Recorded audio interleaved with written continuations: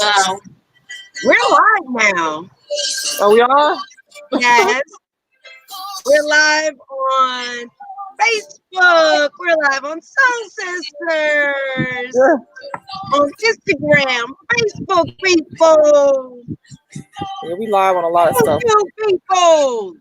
Are there YouTube people? Oh my God, shut up. Okay. Are there I'm even just up YouTube? here, child, reading some gossip. I'm just here crying, laughing. Just people crazy as I don't know what. Oh my God. All right. Hold that thought. I got to get my wine. Oh, you got to get your wine for the gossip.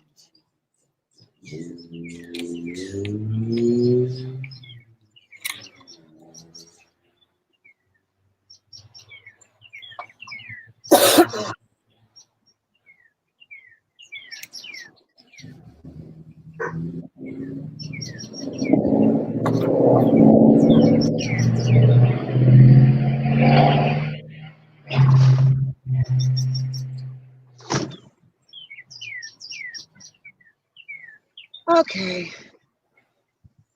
Am I live? I don't even know. Okay. So Yes, you we are. know that's very unprofessional how we did that intro, but guess what? We're in here. Yeah. Look. And I've got on my purple. It's not red. Oh, 'cause yeah. Yeah, I didn't wear purple today. I don't have any prints. Me either, but I love Prince. I don't know why. Well, no, maybe I don't know. To I have think. no print stuff, which is crazy. So That is anyway. Okay, so we actually have a show, guys. For those of you all that are tuned in. We have Yankita that maybe would like to join as well. Let's see. Look, I look like I should be rolling with DJ Quick and Ice Cube right about now with my OG hat on. Thank you. Well, we know you're wearing Prince today for sure. Oh, Actually, Heather, we need I to have go. on Are your you on daddy. Official Soul Sisters Yes. Instagram? Mhm. Okay, I need to go live with you. Yeah. Let me. Heather, I'm repping your daddy today. Oh, okay. You know this is my favorite. Okay, Yeah. guys, I'm gonna go live on Official Soul Sisters. So You pop better get that out. The white one. It's like Okay. a grayish, the light gray one. I have the dark gray one. I want all of them. Yeah. Well, I had to, almost fight for that one. So I you saw know. that. I got my D Nice stuff today. Since we're in the Let's middle of talking see. about our producers on, guys. This is Yankita. Y'all get this chance to see her in all her glory. And we're talking about what the hell's been going on. Well, we all know we all been in the damn house. But Yeah. I did get my D Nice merch today. I was so excited. Oh, you did? That's good. Cool. It actually came yesterday, but it was in mailbox. That's good. What does it look like? Oh, I'll get it. I'll get it. I gotta go live on Official Soul Sisters with Heather. So let me Okay. do that first, and then I'll get it. I gotta go live. Oh, shucks. Okay, shush. Soul Sisters with Heather. We go. So let me do that first, and then I'll get it. I gotta go live. I don't want this to be feedback though. Yeah. So I'm trying to do it now and see if it'll work. If it's feedback, guys, we'll just leave it separate, but we'll see how it goes. This is so cliche what I'm doing. What? Oh, it's feedback? Yeah, it seems like it is. Let me leave and then you guys tell me whether it's No, still there, it's not okay? that. It's just that because we went live together. Yeah. That's all it is. That's probably why. Oh, I got it. Yeah. Let me see something, y'all. Is it Hold still on. feedback? It's just echoey. It's probably it's gonna do I that. can hear it. So, yeah. Okay. So maybe we just won't do that. I'll get off. Won't do what? I'll get off the live with official sources. Hi guys. Y'all had to go bye, but you still have me. You can hear her though. Yeah, it's better. We don't want to have a Teddy Riley moment. You already did. Oh, Teddy. Well, I mean, Teddy's living his best life. We did have the moment, but at least we rectified it really quick. Like, yeah, we're not going to do that. We like, okay, we can't do I'm it. baby So that's face it. with the bud. So anyway, we got let's see, Pastor Tro Joan is on. So we got a couple of people. I'll just let y'all see that. So I got my purple one. Keita, where's your purple? That's what I said. I was kind of shocked. I don't have it on right now, but I will have it on later for the festivities. Okay, because there is a Prince tribute later on, right? The Grammys. Yes, it's on CBS. What time though? I knew it was CBS. I want to say it's I don't know if it's 8 or 9. But it's on CBS. Yeah, it comes on at 9 it has to come on at 9 because D Nice is doing the pre-show. 8. Yeah, at 8 D Nice is on. Okay, so y'all got all that together. Yes. Hey, Adrian. Yes, I got it all together. I'm not playing around. Yes. If y'all want to see who I'm talking to, I am on my Facebook Live, and you can see everything there. Anyway, so what else is going on? Well, I was knee deep into, which is a totally different subject, but I was knee deep into gossip. I was sitting there listening to this crazy stuff. I'm like, boy. Oh my God. Because I used to watch, Basketball Wives, and there was this girl on there like 100 years ago. Her name was Imani. And so for whatever reason, it just came up on my timeline. I'm like, oh, what happened to her?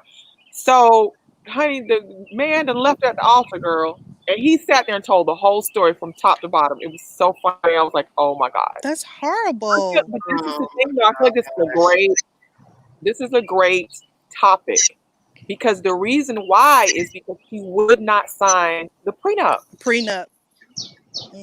But this is the thing. They discussed, like, apparently, I didn't know legally, in order for them to even draw up a prenup, you have to sit and mediate and agree with what's going to be on it before they even draw it up. So that was his whole deal, is that we discussed it. And 3 months before the wedding, he questioned her about it. Like, why was he signing? She was like, I'm going to sign it. 2 months before the wedding, I'm going to sign it. I'm going to sign it. A month before the wedding, I'm going to sign it. He spent $400,000 on that wedding and was like, shut up. I said, I'm not marrying you. He was like, I take care of a lot of people, so we're not going to do that. And he said there was no wedding, that he went in his room and they said he cried like a baby. He was like, they said it was snot and whatever, but then they just turned up and partied after he got over it. But that story was so crazy. I was like, I just feel like we should do a story about it, because I don't understand as a woman, if you don't agree with the whole, and they were dating for years before he even asked her to marry him. So obviously you knew you were going to sign a prenup. Why even go through all of that? Like, clearly he was not playing with you about the prenup. So why even, like, they literally flew to, the wedding was in Texas. They didn't even live in Texas. Wow. Why would you do all of that? Like, he said the whole time she was planning, he kept asking her about it. What you thought? Obviously he's not forgetting. Well, we know that. Wow. He's not forgetting.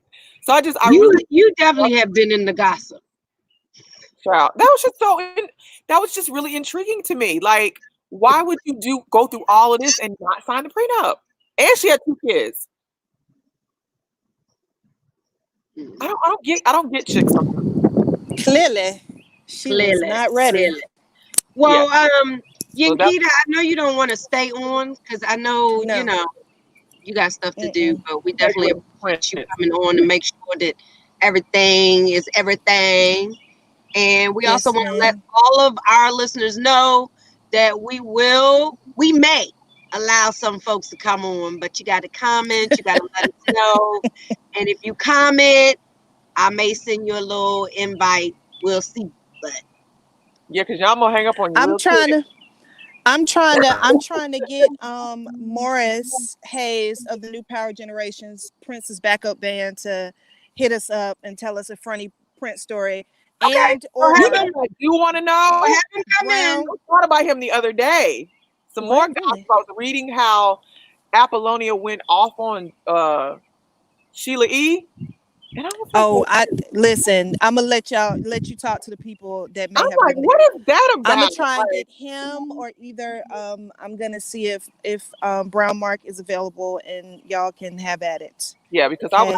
We're gonna have later, guys. For everybody who doesn't know, Heather and I are gonna share Prince stories and just do a little tribute to him, of course, and then we'll have some people on if we get them. But right now, Keita's gonna go bye-bye. We'll see. Bye. I'm out with my West Coast vibe. Thank you. And I do have on Prince Forever. Do not forget. Yes. Always. Oh my gosh. Okay, anyway, bye-bye. Bye. So I'm having a Teddy Rock. Some of the main hot topic is, and I had been reading since you and I had spoken earlier about, people are really like, I signed a petition. So in case anyone does not know, the governor of Georgia has decided to start opening businesses Friday and then Monday. And people are very upset about this. And there's literally petitions going around. People have posted his number. So if you disagree with it and are worried about yourself and your loved ones, I suggest you go online. There's information there where you can sign a petition or you can call the governor's office because it just doesn't make common sense. And then it begs to you start questioning everything that was said because, looking back on some of the statements, I don't understand how you post guidelines that need to happen before you can start opening up the economy. Yeah, it's crazy.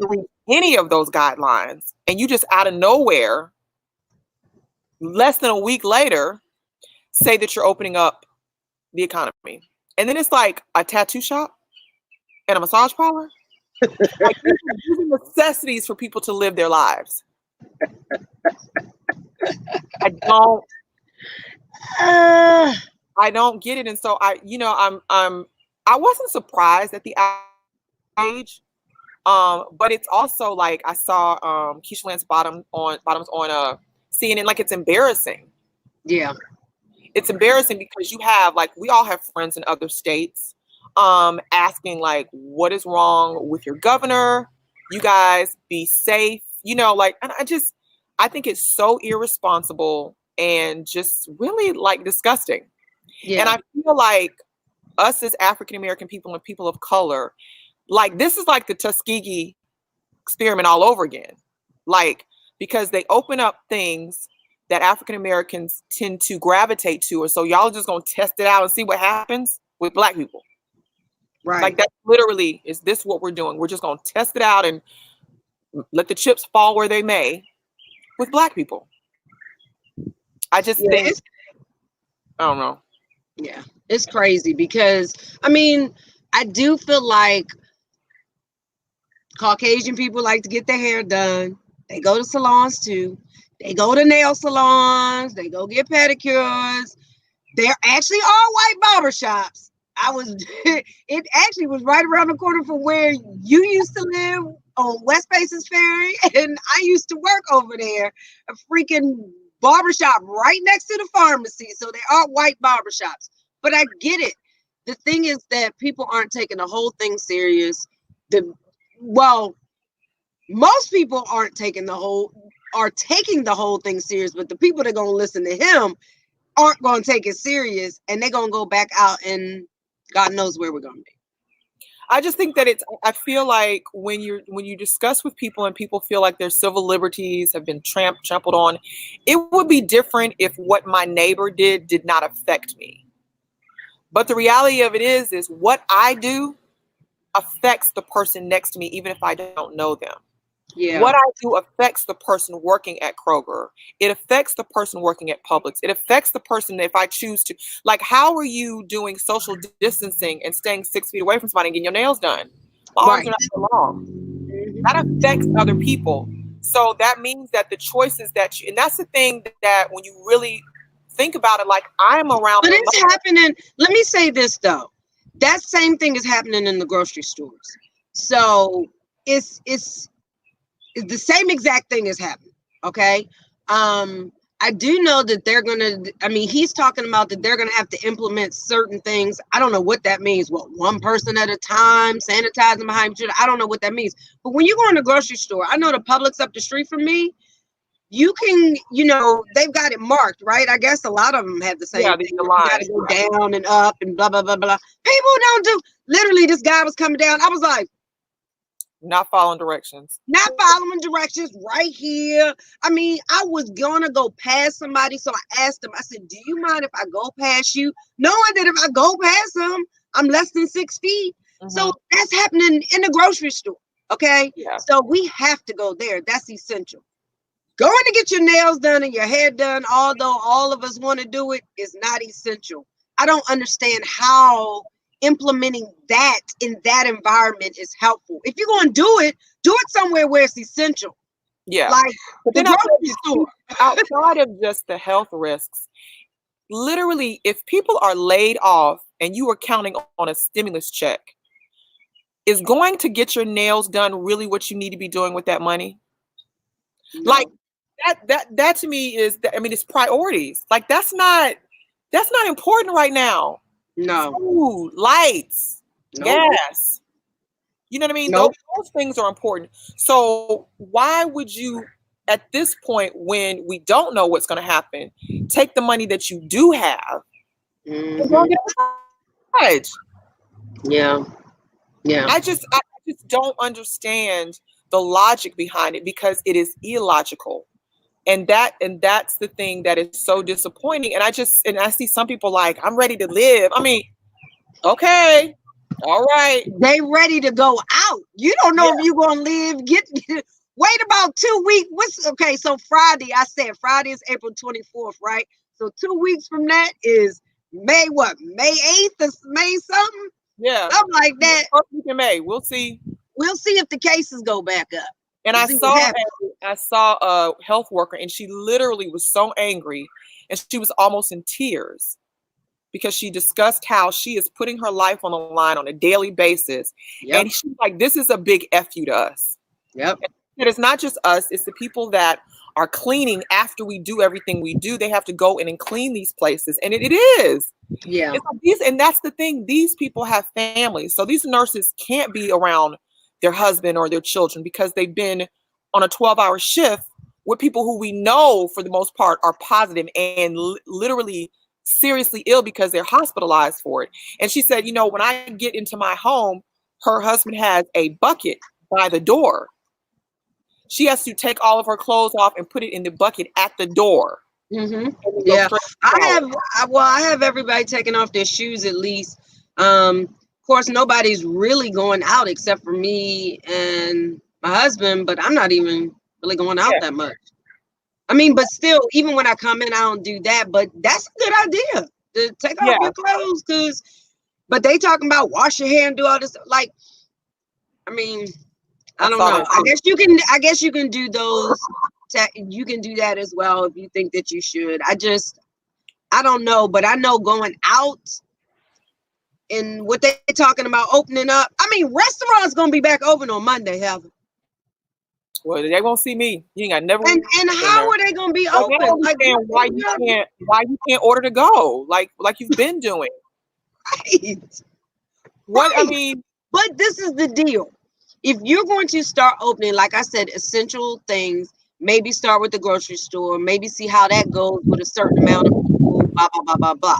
But okay, even if you go beyond that and you go finally to the restaurant, so you get to that point, you can't just open it up and be like, all right, we're going to start, and it's going to be the same. You're going to separate these tables. What is it going to look like? Because I'm not going back to the restaurant to sit right next to the next booth with somebody. Exactly. That I have no idea if they're sick or not. See, are you going to test people, take their temperature when they come in? Like, what's going to happen? But I feel like, and I guess that's my question to you as a medical professional. I am fully aware that long term, something has to be done. We all can't shelter in place forever. That's just the black and white of it. Right. And so from a standpoint of, you know, because this is dissipate the warmer it gets for a little while.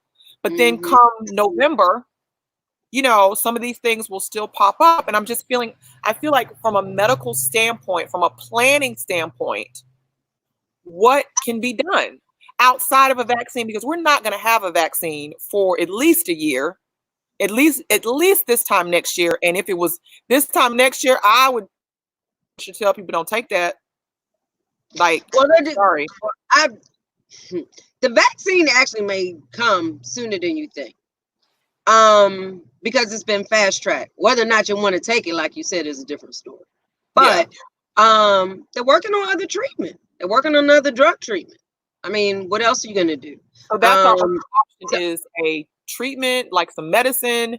Right. That's what I'm saying. They're working on other drug treatments. So they have one investigational that's already in the mix. That they're using on people now. They're using it here in Atlanta. Atlanta is one of the testing facilities out in Fayette, Piedmont Fayette. And so they're using it on a small amount of people that get hospitalized. Obviously, hydroxychloroquine is being used. They're getting ready to come out with the report. Dr. Sanjay Gupta was mentioning it. They're going to come out with the report about what have people seen? What are the side effects? You know, I think it was Spain, Brazil, Sweden, somewhere else stopped using it because of the toxic side effects for the treatment of coronavirus. So I do feel like in this sense, and I don't know from a medical standpoint, I do feel like there are tons of people that are already on this medication. So what were the protocols that they went through before they could even figure out if they were not going to be sick from lupus? Because I have a friend who's been on it for 10 years, although she knows she needs to get off of it because of the long-term side effects of it.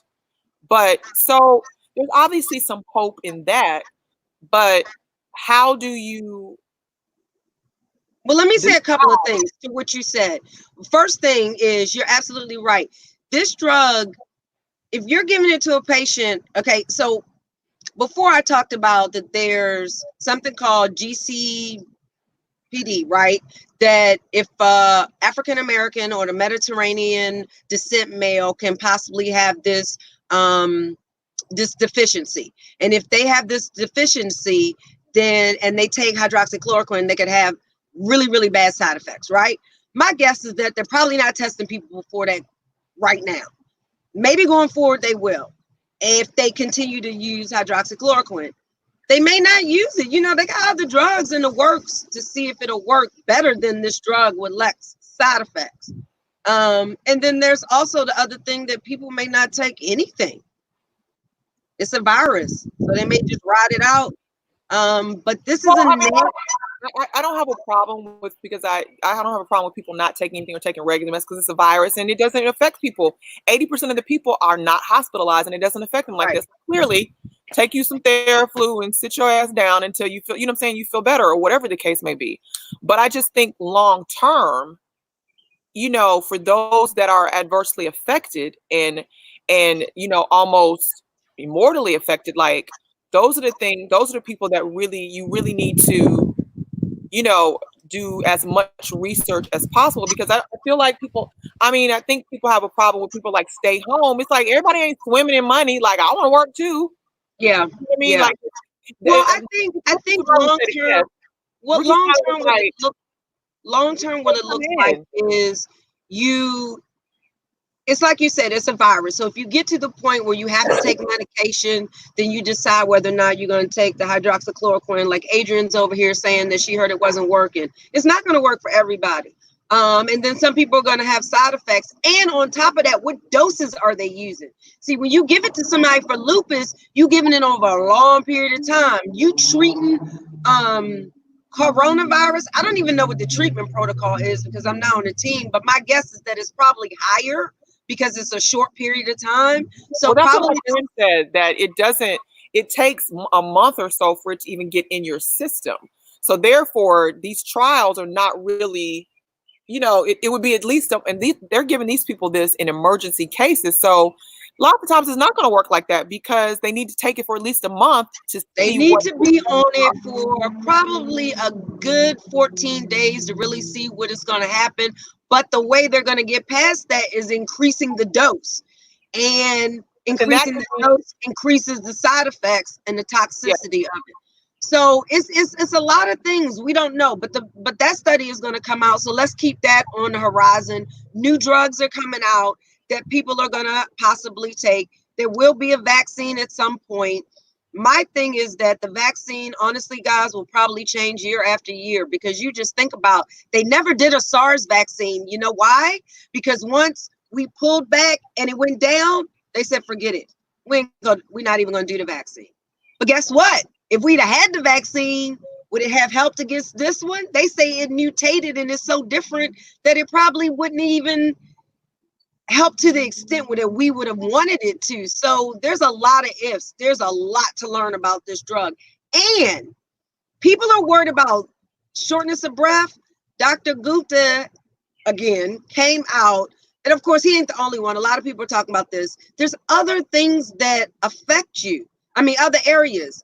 The heart is being really affected. And they're not understanding necessarily why some people are having blood clots and then having a heart attack or maybe having a stroke.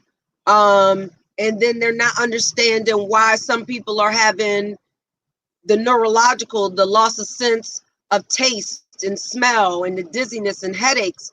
That's different than some of this other stuff. So understanding all that is important before we go and get treatment, because you don't know what you're treating. If you just say it's in the lungs, and do you find out down the road that it affects the heart just as bad, and that's why young people are dying because they may have something going on with their red blood cells, then you got to know that before you put out a drug, because otherwise it's going to only be effective for some people. Yeah. Well, I guess I feel like it's equivalent to, like, when you think of the flu, you think, oh, I got the flu, I'm sick. But when you really break those numbers down, even though this is 3 times more contagious, it's mind-blowing when you look at the amount of people that actually passed away from the flu. Mm-hmm. And so I just feel like there has to be some studies as to why some people are really affected by it and some people are not. And I don't know, I see a lot of people, the only thing we can do is to really beef up our immune systems. Like, clearly, that's a problem. But we spend a lot of time out here eating everything we see, partying, drinking, smoking, and those things are serious. You know what I mean? Yeah. And that's the thing that, as you're doing it, you don't take it seriously like that. Theoretically, I need to be healthy. But when you really break it down to, the flu could kill me because my immune system's so low, or coronavirus could kill me because my immune system is this, that. Like, I think that, especially or pneumonia. Pneumonia, yes. We don't even talk about that. Like, I get both of those. Pneumonia vaccine is good for 5 years. The flu vaccine, we got to get a new one every year. The strain changes. I suspect that the coronavirus is probably going to change.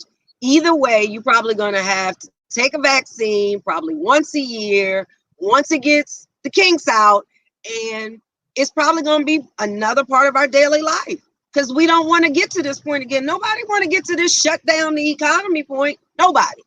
Yeah. This is not ideal. To understand that people who are saying stay inside, it does not mean that we, sitting on a pile of money, like we don't want nobody to go outside and work because we want to work. That's Ricky Smiley said. Ricky Smiley's like, look, he said, I had to make some decisions because everybody's life is set up differently. You live according to in your means, hopefully. You know what I mean? And so for him, he was saying everybody had to take a pay cut. Like, it ain't sweet. Like, he's about, no matter how you cut it, no matter who you are and how much money you have, there is no money coming in right now for a lot of people, and that's the problem. No, And that's so, and that the doesn't ultimate. mean that we're, oblivious to the fact that people are out here going to food banks and getting food and stuff like that. But it's like, well, you won't be alive to eat. So, Yeah. you know what I'm saying? It's just, and I know those are hard choices. I just don't want our community to be the guinea pig to go on out there and get your hair cut and go to the barbershop and see what happens. Because that's really kind of what it feels like. And it just, we can't do that. We can't go against it. Yeah, we can't be that naive and to listen to that advice. That advice is not what the medical community is telling us, to go back out into the world in whatever kind of capacity right now, unless it's essentially places that you need to go. I still think it's frustrating to have to sit at home. We all going stir crazy. We all want to get back out. But let me tell you something. I'd much rather sit at home for another couple of more weeks, another month, or whatever, because we've been in for a while, so we may not have to be in as long as we think. But we still got another couple of more weeks, maybe even a month, before we can get back really out there, and then slow. There's a lot of measures that I know I'm gonna do regardless of what they tell me, because I'm gonna have on a mask, and I don't give a damn who talk about it. When I go out, I'm gonna have on a mask, because there's so many asymptomatic people, and we don't know, and it's nobody's fault. If you don't know and you give it to me, then you don't know. Yeah. And you can possibly kill me or somebody else. So I'm not gonna take those. Not you. Somebody else you come in contact with. That's the thing that's crazy. You know what I mean? And that's the thing. That's the epitome of, we are our brother's keepers. That's just really black and white of it. And I just think, I just hope that people are, responsible. Right. And like, because I remember clearly, like, I know when my last show was like the first part of March. Mm-hmm. I did. And going into that show, and this is before we knew as much as we know now, I remember going to that show like, ooh. Right. I remember you talking about that show, actually. People here, like, hold up. I mean, we had hand sanitizer. We were putting stuff on our microphones. Like, nobody can talk on our microphones. Like, because at those kinds of things, of course, we're not in the crowd, but they like to get up there. They want to talk to you. They want to hug you. Oh, my God, I love you. Yeah. So that in itself. And then I am a gym rat. And I remember going to the gym, and the parking lot was packed. And this is after I got back. So it had to be maybe second week, the end of the first week of March. And the gym was packed. And I thought to myself, nah, not so much. I'm not going to the gym. I'll be exercising in my living room. And I think you stopped going to the gym even before I'd stopped going. Yeah. Because I stopped the Thursday before our governor made the announcement. He made the announcement on Friday, and I stopped that Thursday.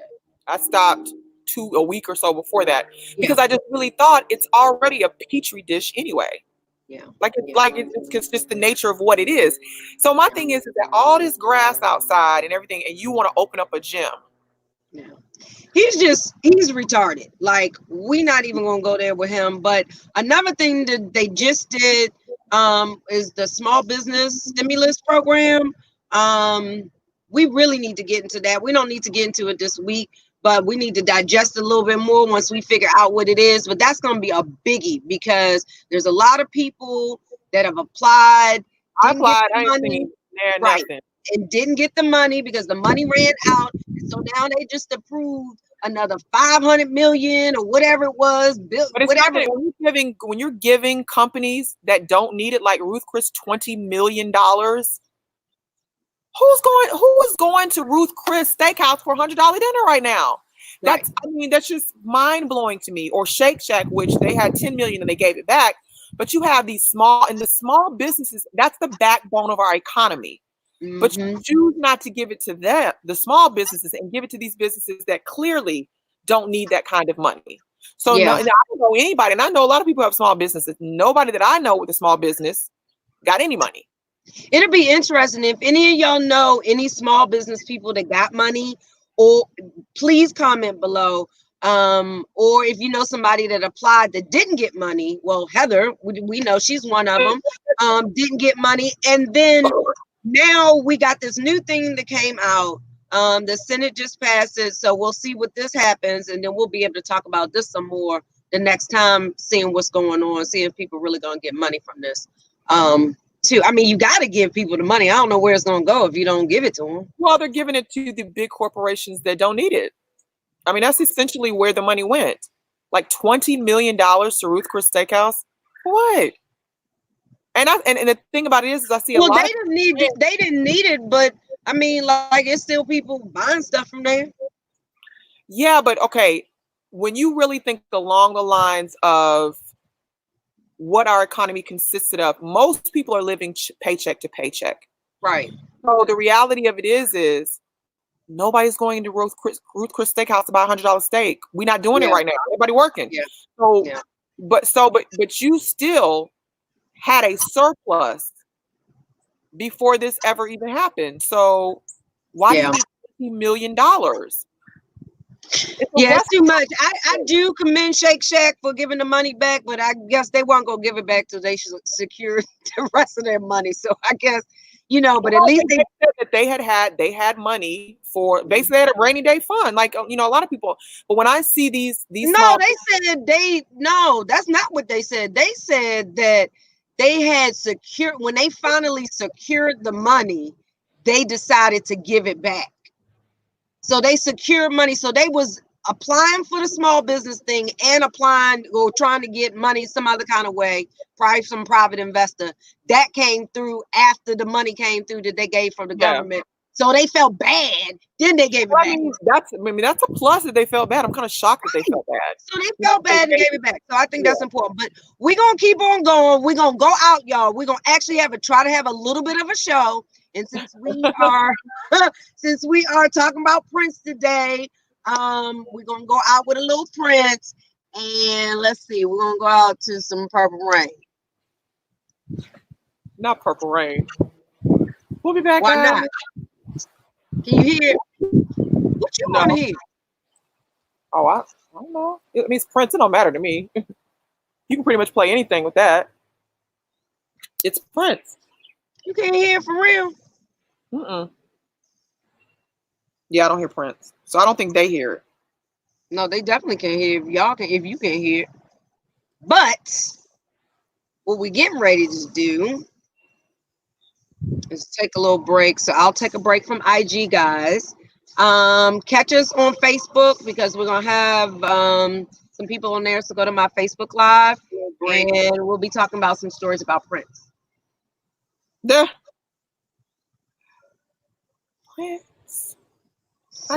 I'll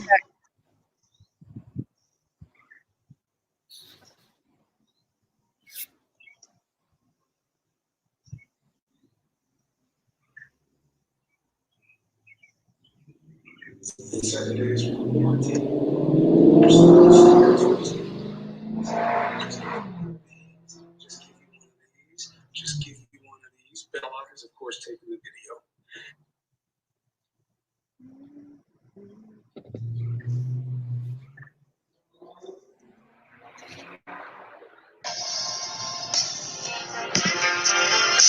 Can you hear it? Yeah. Okay. So let's try to find something else. Not Purple Rain.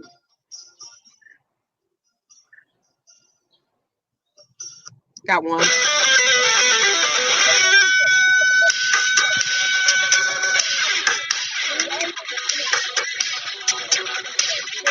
Hey, Washington, D.C.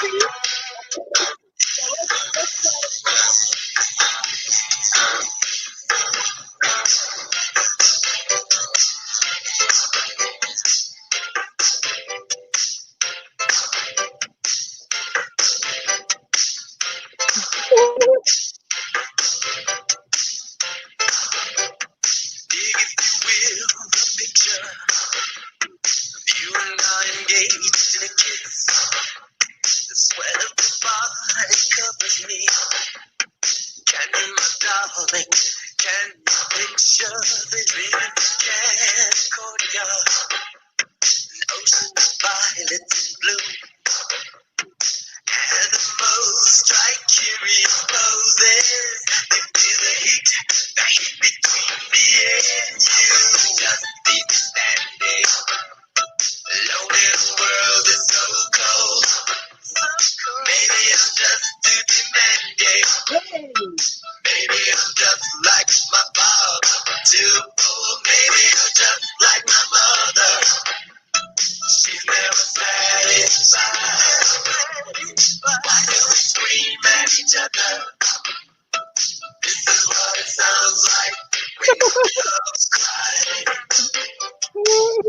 know.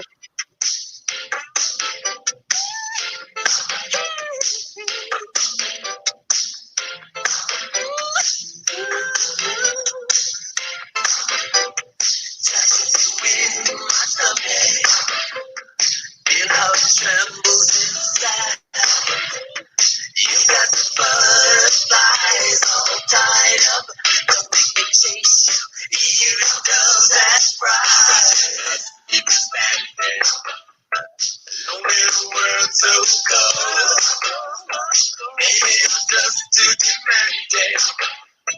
Maybe I'm just like my father, too bold. Maybe I'm just like my mother.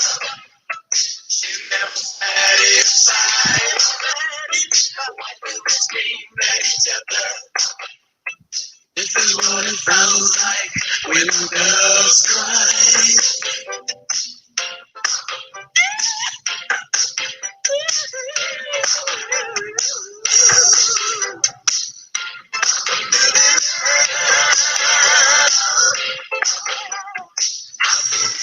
Leave me standing.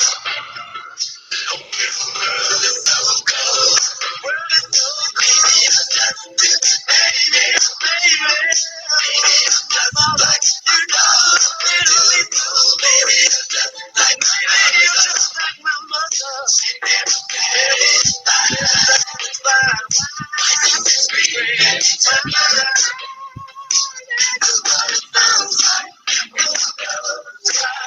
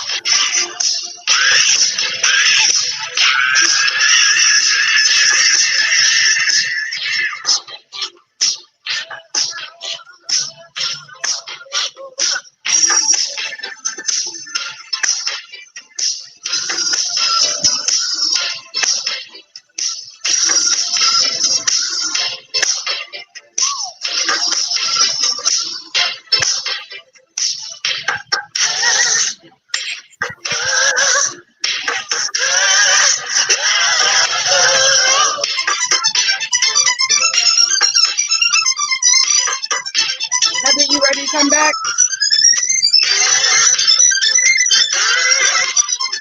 Yeah.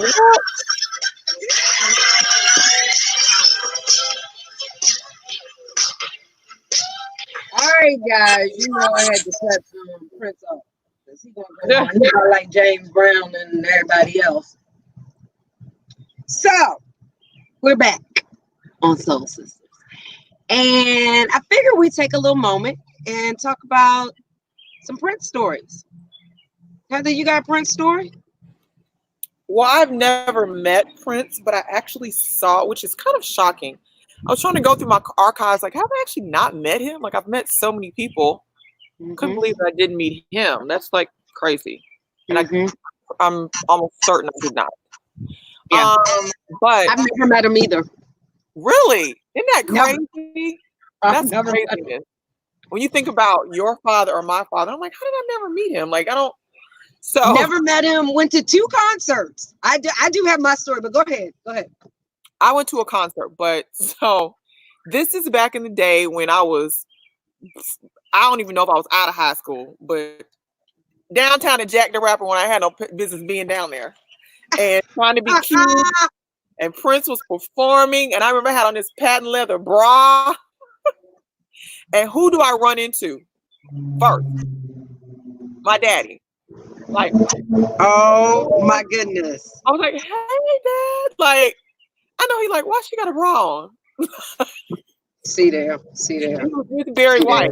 And I cannot find that picture anywhere. I took a picture in between him and Barry White. And he was just like, what are you doing? And I was like, networking at like 18. Like, girl. I was like, he's going to kill me. Like, he's literally going to kill me. I don't know how we got in that concert, but it was in a ballroom.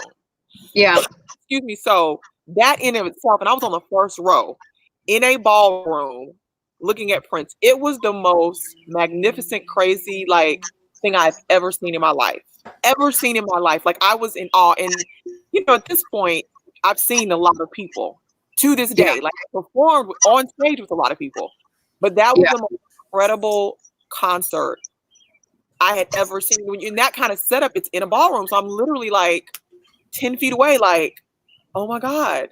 It was so awesome. It was so awesome. I still got in trouble about that patent leather bra. My dad was like, man, not grown. Well, so like in about like you, I didn't get a chance to meet him, but I did get a chance to go, but it was much, much later. I was actually a pharmacist. I was living in Houston and he was coming to Houston to a concert. And I forget how I had somebody reach out and try to get some tickets, and he gave me tickets and gave me backstage passes to come and meet him. And you know how it is. I don't know, those of y'all who don't know how it is going to them concerts, you got to get there before the concert is over. If you want to meet somebody backstage, you cannot be waiting and try to get in there and all this other stuff because it's not going to happen. So anyway, I was like, okay, let's go. We got to go back there now. It just so happened, he was like, we waited for him, but it just didn't happen, right? Mm-hmm. Okay. And then the next time was April 20th or April 20th. Was it no, it was the 14th when he did his concert here in Atlanta. Yeah. And that was the last time obviously that was the last time anybody had ever seen him in concert, but that was during his last concert here in Atlanta, and I went with Deanna, and I never ever in a million years thought that would be his last concert. But of course I remember him being sick and the whole, you know, the plane had to do an emergency landing and all that stuff. And I remember him having to postpone the original date. I don't know if you guys remember that. He had to postpone the original date in Atlanta. And so this was like a second one because they said he had the flu. And so he ended up coming on, and I was just thankful to be able to see him. I mean, of course, it wasn't like the original concert. It was just the piano, but it was still Prince. Yeah. I mean, it's Prince. So however you can see him, if you didn't get to, I feel bad for you because like that's literally, and I've been to concerts. Like I've been to Michael Jackson, Tina Turner, James. Well, I ain't even been to your daddy concert. I was in the concert. But the point is, I've been with a lot of great people, and Prince, hands down, probably the best that I've ever actually been able to see. Yeah. And I think that it's such a shame when you lose that kind of greatness. Yeah. But guys, we on loan. So right. There ain't none of us promised tomorrow. Well, I wanted to bring somebody else's perspective. So we have Mick. Mick, are you there? Hi. Can you see us? Can you hear me? Yes. Yes, we can hear you. I have my patent leather bra on.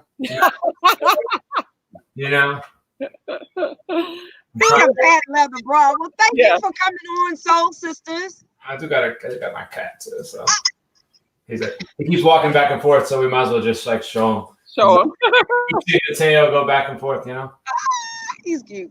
So you are a very, very famous DJ, a all-around great guy, but also father of Miles. Yeah. I think that's your number one claim to fame. Number one thing, my kid. I love him. He's the best. And just an entrepreneur and all around, like I said, great guy. And I've been attending some of your lives that you've been having, so I appreciate you still having those and staying us and keeping us entertained. But I ran across one of your videos that you have from when you were speaking about your last time or your time playing for Prince. Yeah, my only time. Yeah. Yeah, your only time. And I was wondering if you could just share that with everybody, because I think it's kind of cool. I'll tell you a little bit of the longer version of that. Okay. You know, I got a call one night. It was around like 4 or 5 o'clock, and from a friend of mine that did private events here in New York. And he was like, "Are you working tonight?" And I'm like, "No." He's like, "You want to do a party?" And I'm like, "No." Like my kid was like, I think my kid was probably, what year did Prince die? 17? What year did Prince die? 2016. 16. Okay. So then, yeah. So this, wow, maybe my kid wasn't even born yet, because my kid was born in 15. But I remember like maybe I think he was pregnant. Well, he wasn't pregnant, but his mom was pregnant. Anyways, I remember thinking I don't want to do a party. But the guy was like, "No, you should do the party." And I'm like, I don't want to do a party. And he's like, the money. He's like, the money sucks too. And I'm like, I really don't want to do the party. He's like, "No, you want to do the party." And I'm like, "Okay, I'll do the party." He's like, "So here's the catch. Do you have a black tablecloth?" And I'm like, "No, I don't have a black tablecloth." He's like, "Well, you need to bring a black tablecloth." This isn't Prince's friend. This is like my friend. Like, so okay. But it sounds like some weird Prince shit, right? Like it's right. Yeah. That's what I was like, what? Black tablecloth? It's like a whole, like, I'm like, he's like, "I can't tell you what for." So I don't have a black tablecloth. He's like, "Come to this restaurant at 8 o'clock and bring a black tablecloth." And I'm just like, he wouldn't tell me why. Right. And so I go to Target. This is back when New York only had one Target, and they don't have black tablecloths. I don't think like nobody. So I got a black bed sheet, like a dark navy bed sheet. I don't know why I had to get this. So I get on the train. And I go to the restaurant, and they're like, "Oh yeah, so Prince rented out the restaurant tonight, and he's doing a party." And I was like, "Oh shit!" Like, okay, I'm glad I said that, you know. And but the problem was he didn't want to do it like at a It was just for his crew and his dancers and his band, so it wasn't. They didn't want to do it at a club, and it was earlier, you know. So they wanted to just do it in a obscure place. So they rented a restaurant, right? And so they didn't have a DJ booth. So they were going to use the catch was, if you bring a tablecloth, you could, I can't make this shit up. We could cover the salad bar, like, and make it a DJ booth. It didn't look like a salad bar. This isn't like Bob Evans, you know. Like I don't want you to. I don't want to like lower like it was a very gorgeous restaurant, but they had like a salady, like a buffet kind of thing. I guess that's a better word. Not a salad bar.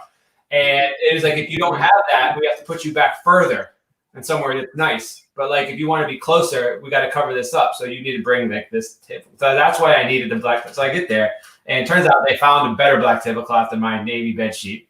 Set it all up. I start DJing.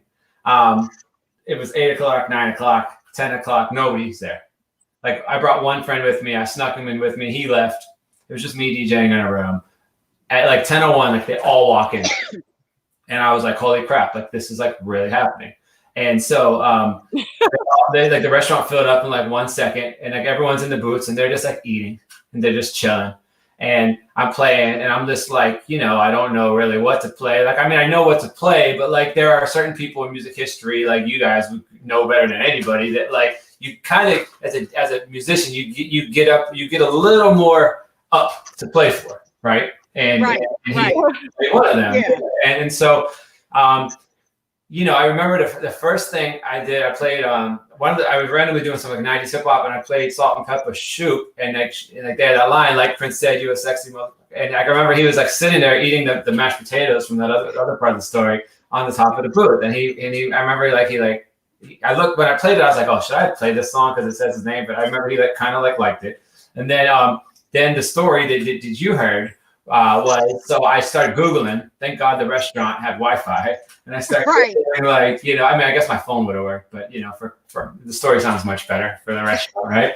And I don't even think it's business anymore, and they owe me money. So anyway, so I find this song. It says Prince's favorite two artists were James Brown and Michael Jackson, and I'm sure there's bunch of other ones too. But like as far as like icons, you know, Prince probably knew all we never even knew of. But like it was those two. And I'm like, okay, so I started playing some James Brown and I started playing some Michael, and that's pretty easy. It's pretty low hanging fruit for DJs, you know. And then I found my computer, which is the story that I told earlier. I found in my computer a mashup that some DJ made, putting "The Way You Make Me Feel" over one of your dad's songs. I don't even remember what I should find. I don't even know if I still have it in the computer. I should find it and send it to you just so you can have it. And they probably ripped us off anyway. I'm sure they ain't paid for it. So yeah, well, you know, it was something DJ made just for the DJs. It wasn't like, you know, it wasn't right. Okay. You know. And anyways, I find it and I'm just like, you know, I'm gonna play it. Hopefully, I was like, I hope it's good. I've never played it before. And any DJ will tell you, like, we all kind of trade songs and stuff, or somebody will send you something and you download it to a computer and you forget it's there. And then one day when you're looking for shit, it's just like, where did all these songs come from? How do I have these songs? And this was one of those times. And I'm like, is the file corrupted? Like, I've never heard this in my life. And like, you know, I don't know who sent it to me. It wasn't like one of my good friends that sent it to me. It could have been something I downloaded off of like some bad. You were taking some serious chances playing for Prince. Serious chances, right? And so I play it, and he loved it. And he was sitting in this little booth with his mashed potatoes, like you know, like playing it. And then, like as I was saying, I can see him on the back of a booth. Yeah, he was sitting up. He was sitting on the banquette or whatever the thing is called, and so he's liking it. And this, like I said in the story, I had to make this unethical decision of like, do I fake like I'm doing this live? Because because he was getting really into it, and so like the more I got into it, like he got more into it. Right. And I want him to be into it because that's a big ass fucking glass. I'm very proud of you for that. Or is that I don't know if that's the angle of this site you're using. That's amazing. That's amazing. I like that. When I meet you in person one day, we gotta have a glass that big, okay? I've never seen anything like that. And so I'm getting really into the mix, and I'm like, you know, I the joke I use is like the fake EDM guys where they're just pressing all the buttons and like, you know, like, they're doing all this stuff. And you know, he's a performer, so the more I'm doing, the more he's getting into it. And then you know, the party was great after that. It was like the moment that like turned you know, everyone started dancing and we had a good time. Then afterwards he came up and he shook my hand and he said, you did your thing. And I was like, that was to me was like my like, I mean, it has to be one of the greatest moments of my life. Yeah, it had to be. And then, yeah, the bodyguard guy that came up afterwards, and he was, and there's so many other funny parts of the story. I'm gonna write a book one day and put all these stories in the book. But he, after everybody dies, because I can't put him in there when they're alive, because like everyone like you can't. Well, now you can. But I don't want anybody else to die. But I'm just saying, like, you know, he came up. Then his bodyguard guy came up after, and he was just like, he never does that. And wow! I was like, thanks. You know, that is awesome. And then they literally walked out. And then he walked out, and literally like the place, it was magical, man. Like when they walked in, it was like 100 people walked in 1 second, and then 100 people walked out in 1 second. And there's one. Hit it and quit it, huh? Mick. You got to learn how to hit it and quit it, son. Hit it and quit it. Oh my god! And there's one other funny thing too. He there was moments where they only danced to their music, like their internal Prince stuff. So they obviously had all like stuff that didn't come out. Oh, right. At one point, I'm playing like bangers, and like nobody gives like a fuck like at all. And I'm just like, oh my god, this is horrible. And then they came up, and there was an aux cord plugged into the mixer, and they had like, I guess at the time like an iPod or something or a laptop. I don't know. It was before streaming was super prevalent, and not that Prince was never on streaming stuff anyways, but like, you know, so that's cool, right? And he played, man, his bodyguard guy played like a song off the computer or whatnot. It was dope. I wish I, you know, had I known, I would have recorded the shit, but like, you know, it was so good. And they played it, and literally it was like, I'm trying to think of, like, imagine some like TV show where like all the mannequins come to life. It was like everybody just like came to life, ended up on the dance floor. They're all vibing, rocking out to this Prince song. And then like the minute the song is over, like it was like everybody was like, shut back down. He like, boom, boom. Walk past the table. Like, you know, I'm playing like Jay, Big, like I'm playing like, you know, like, And then he comes back up like a half hour later with like the Holy Grail laptop, and he plugs it back in. And he plays one more of those songs, and it's like everyone's just like wakes back up. And the funniest other part, I'll tell you this too. And then it's like my computer, my MacBook is custom, and like the Apple logo is removed, and it says Mick, and it lights up. They carve it out the back. It's like great if you're a DJ. It sucks if you're not a DJ. You just look like an idiot. With your name really big and lights, you know. And but when you're DJing, it's great on the airplane and like Starbucks. You just look, it's very, very narcissistic. And he didn't like, or I don't even know if that level got to him, but like the bodyguard guy came up to me, and he was like, "You're gonna have to turn off your sign." And I was like, "My sign? Like, what sign are we talking about? You know, it's not like Vegas where you got like, you know, your name and all that stuff, or my closet." Right. Like it was like my computer, and he was like, so finally he, you know, but they're very stoic, you know, like, your sign must turn off, and I'm just like, bro, like, what the fuck sign are we talking about, you know? And he's like, your sign. And he points at the computer, and I was like, oh shit, like, I'm like, well, I love you, but if we turn off the sign. And ironic, this guy saying sign is like Prince saying sign. Like, turn off the computer. I mean, but you know, he's like, you know, he was a sign, he was a symbol. So I'm just like if I turn off my logo, like the computer goes, which means the party goes. So once we got that through, you know, it was a restaurant. And keep in mind, this is like there was not a lot of options. So they go get, man, let me see if I even have something. Lord. They go get like they go get like a the maitre d' book. Oh, okay, yeah, from the restaurant. Yeah, from the front, from the, you know, when you walk in. Yeah. And so, you know, my computer's here, my sign, and they go get the maitre d' book because it was the only thing they could find, and they open it up like slightly, so it's like it's props open, and they lean it in front of my computer because because they didn't want to see the sign that said Mick.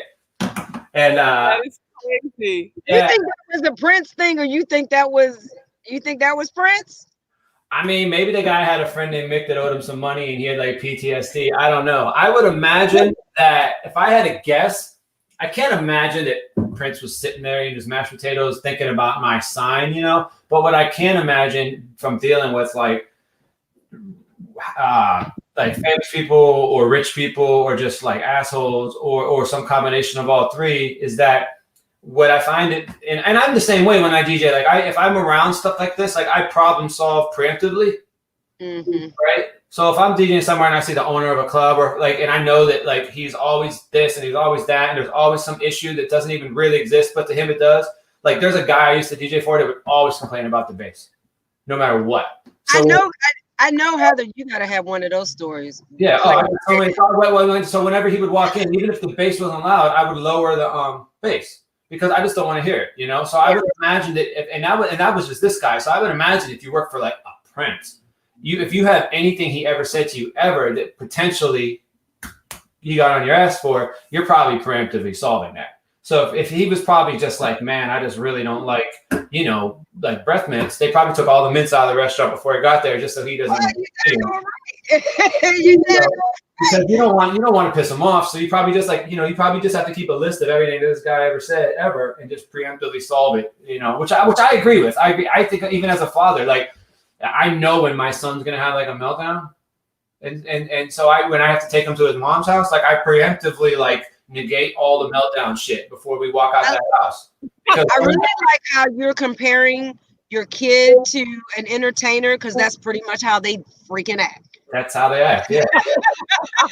I know when the meltdown's coming, so I'm just like, hey man, like, you know what? You want that lollipop? Yeah. Mommy, you get the lollipop because I'm not dropping them off with them because that's not gonna work. So Mick, thank you so much for coming on and sharing your story with us about Prince. It was an honor. It's an honor. I mean, who better to share that story with than you guys? Like, that's so cool.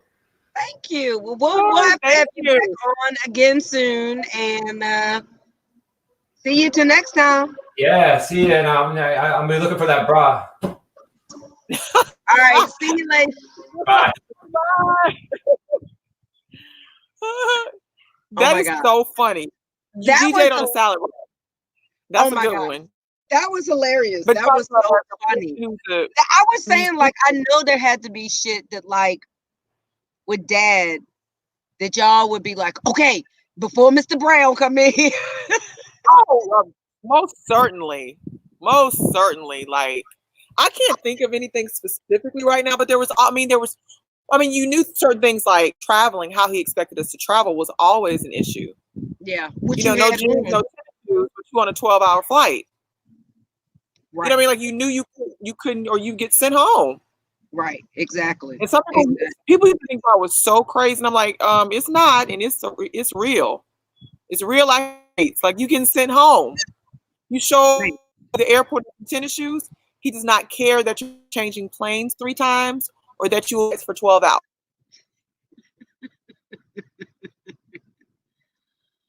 Absolutely not. Is it just me, or did you freeze, Heather?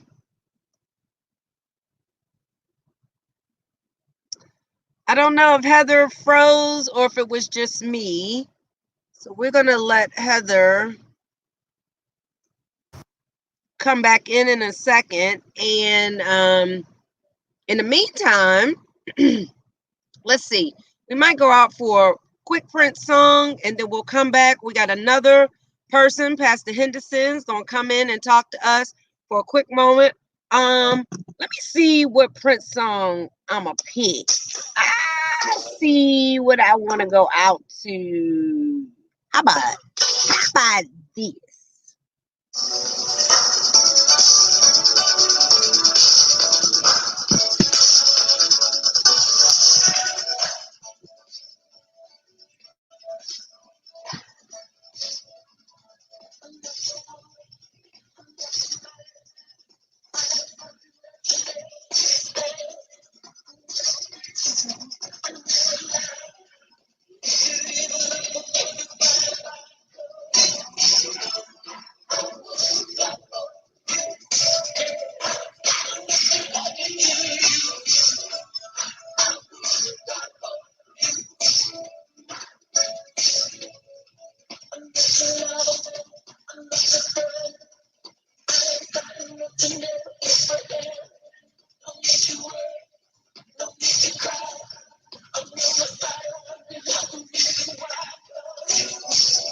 Okay, y'all, they're gonna mute us on Facebook.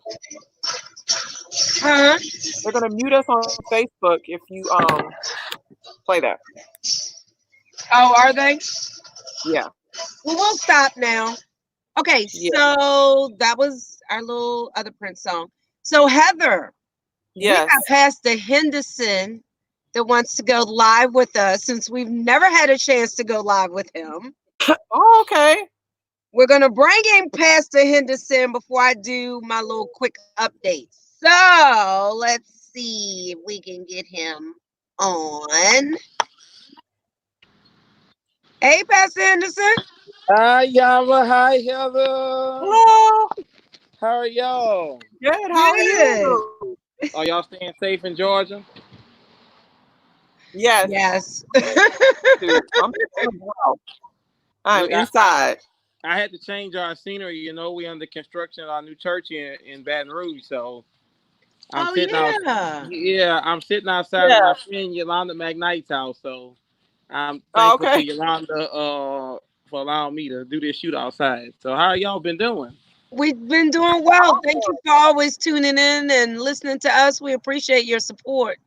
You welcome. Do you know, Yama, I know y'all were talking about the governor of Georgia was reopening on Thursday and Friday, but I know my mentor, Dr. Brian, was saying a couple of days ago, did you know that the Asian dollar stays in its community for 30 days, the Jewish community 20, the white community 17, and the black community 6 hours? And to any of our African American listeners out here, you know, when you get those stimulus checks, you know, I hope that we will invest those checks into small businesses, pay off a few bills, and take care of some other responsibilities. I just believe we have a pastor here in Central, the northern part of the parish, Tony Spell, who got arrested today for holding church and trying to hit somebody with a church bus. And I just think it's just kind of irresponsible, Yam and Heather, for us to continue to have church services or even pressure our members to give money or try to support efforts right now. I just think we need to, as a church, be financially sustainable and teach our people financial sustainability. Mm-hmm. And I believe, like E. Dewey Smith said, that if we take care of the people, God will take care of us.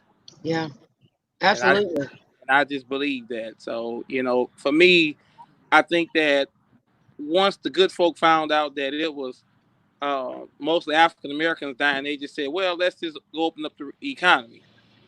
And so, in all reality, we're going to have people doing the electric side to the ventilators, like Dr. Brian said. They're going to be doing the electric side. And so, for those people who think that, COVID-19 is a myth, is fake news, or, not wanting to cooperate, this stuff is real. Yeah. And people are dying. People are losing loved ones. People on financial hardships. I know, you two are entertainers. So I'm sure y'all schedules has just been rearranged everywhere. Because, we were trying to get Heather here this year for something. And that may be in 2021. The sooner we can probably get Heather and you here. And so, for those of your listeners that are watching, just be responsible. I mean, that's my word of encouragement. Be responsible. Don't go in Sam's taking all the toilet paper towels and wipes and stuff because be a good citizen. Yeah, we don't. In reality, we don't know how long this gonna be. And the other thing I want to say, because I know y'all have to go. Mm-hmm. Black folk need to wake up. Black folk need to wake up and go vote. Donald Trump is not playing any games, and people need to understand that. Donald Trump was trying to figure out how he about to be a president for a second term without even having to go to the polls. Right. And so while we out getting our nails done, making hair bows like my friend Yolanda does, and shout out to Yolanda's business and Kimani, who does bow ties, and that's a good lucrative business for a young entrepreneur. But while we are out doing things that they are expecting us to do, especially $1,200 can go pretty quickly. Some of us, Yam, in reality, going to still remain on the unemployment line. And we have to teach our people, again, financial sustainability. That's going to be very crucial to getting out of COVID-19. Yeah. So I agree. Yeah. I definitely agree. I appreciate you coming on and saying that, and also, just saying it to our listeners, because we really all got to keep this in perspective. It's serious. Just going back into the economy right now, as Heather and I were talking about earlier, we really don't agree with it. There's a lot of people that don't agree with it, think it's too soon. So I'm just hoping and praying that people will get the message and they'll stay home and just be smart and take a beat, like you said, because finances, if this hasn't shown you anything about your own personal finances, it probably has shown us all a lot about our personal finances. Even people that quote unquote make a lot of money, because technically when you make a lot, you spend more. So if you're not saving, it could still be the same issue. It's kind of, it's all relative. But I agree that we just need to be more diligent with teaching the next generation and just talking to each other about finances and being honest with that. So and again, please go vote. Please go and vote. Go vote and go vote. I cannot stress that enough. And to the churches, those of us who have large memberships, medium-sized memberships, we need to come together and teach our people to vote and be educated. I my hat's off to Dr. Sanjay Gupta and Dr. Fauci. I've kind of taken Dr. Brian's cues, and that is, we're not going to open anything until we hear from Dr. Fauci that it's okay. And I just think that's, if Dr. Fauci does not tell you it's okay, don't go open that. It's not okay. It's not okay. And I mean, I respect President Trump, but at the end of the day, President Trump is not an MD. And so, these news conferences that he's having, it's been completely an entertainment show. Who's going to get evicted from the White House today, basically. And so we just have to, again, my hats are off to all the medical professionals, around this country who are risking their lives, and my prayers and thoughts are with those families who have lost loved ones to COVID-19. But as Black folk, let's not get too comfortable. let's understand that while President Trump wanted the his name on the stimulus check, don't get fooled by that. Go and vote. And I'm telling you right now, if you don't vote, then don't complain about what the next 4 years is going to No, be like. y'all need to vote because there's a lot of us that need y'all to vote. Yeah, Dang. vote. Young people my age, Yeah. 30, 20 to 30, 30 to 40, go vote. Everybody needs to vote. That's the bottom line. If you are eligible to vote, you should be registered to vote and make sure you vote. Thank you again, Pastor Henderson, for coming on. All right, have a good week. You do the same. Bye-bye. Oh, ciao. Yeah. Well, Heather, this was fun. Do you want to keep on going? Are you good? I'm cold. Do you actually talk about any reality stuff? I've already pretty much given an update on the hydroxychloroquine. So yeah, I don't have any reality to talk. The reality we living in right now is a reality show in itself, and I'm exhausted at this point. Well, we appreciate you guys for tuning in to us again this week. We know it's a little different this week, but we gonna switch it up. We don't know what it's gonna look like, so we appreciate y'all for rocking with us from week to week. We'll bring y'all something. You'll be entertained, informed, and all of that good stuff. And Heather, you want to go out with anything? Well, just make sure you guys follow us on IG, Official Soul Sisters, on Facebook, the Official Soul Sisters. We have a YouTube channel, Official Soul Sisters, and we have a lot of good interviews. So you guys ain't got nothing else to do but go watch them. So go on YouTube and check out a lot of our interviews. We interview some awesome people. So make sure you go interview and follow us on all our social media. Please Bye, be guys. safe. We'll see you next week. Bye. Bye.